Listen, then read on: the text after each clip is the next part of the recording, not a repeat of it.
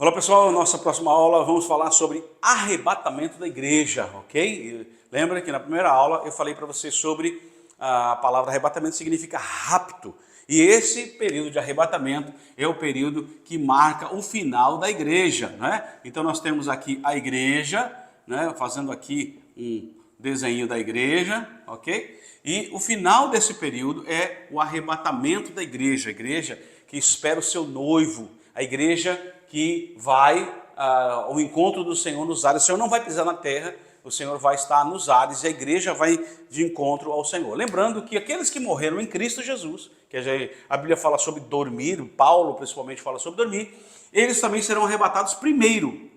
Quando Jesus vier, vai desaparecer, nenhum olho vai ver, os que morreram em Cristo vão ressuscitar primeiro e nós, os que estivermos vivos, se fomos nós, né, seremos arrebatados. Então preste atenção nessa questão, porque ela é muito importante.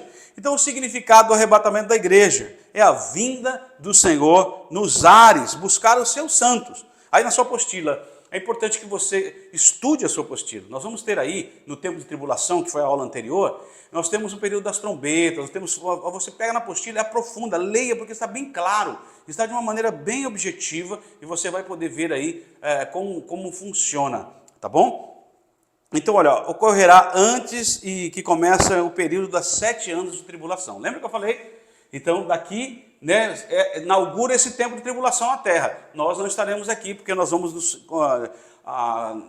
aos ares, no encontro do Senhor, estaremos com o Senhor e para sempre com o Senhor. A igreja não passará pela tribulação. Então, nós temos uma posição pré-tribulacionista. Significa que a igreja não vai passar pela tribulação. O período de 7 anos de tribulação, 3 anos e meio, a igreja estará no céu com o Senhor. No céu que eu digo, não sei onde é o lugar. Não vai ser na Nova Jerusalém. Não vai ser um lugar específico que a Bíblia não relata onde vai ser esse lugar. Relata que vai ser um julgamento, o tribunal de Cristo, e logo em seguida relata sobre os galardões que nós vamos apresentar diante do Senhor.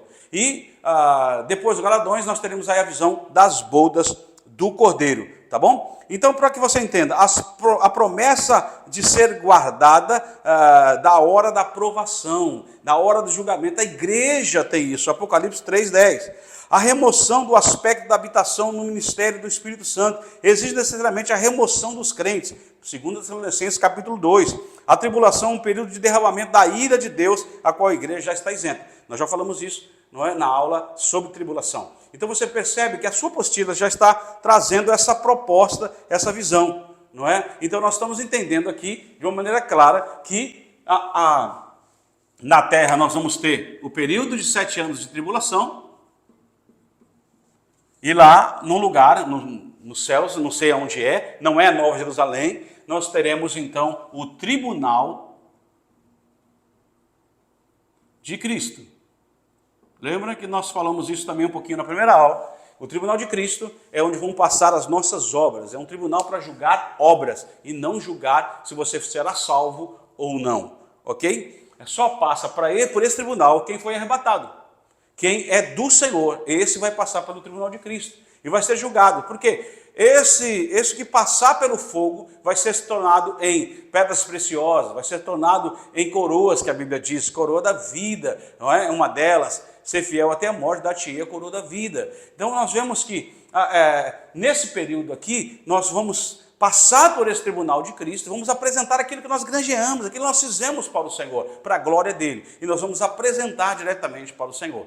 Ok? E aquilo que não foi para o Senhor, mas foi de coração para nós mesmos, com interesse, foi de uma maneira negativa, isso vai passar pelo fogo e vai queimar. E é interessante pensar que o tribunal de Cristo, então, lembre-se disso, não tem condenação, e os crentes passam por esse tribunal e não pelo juízo final.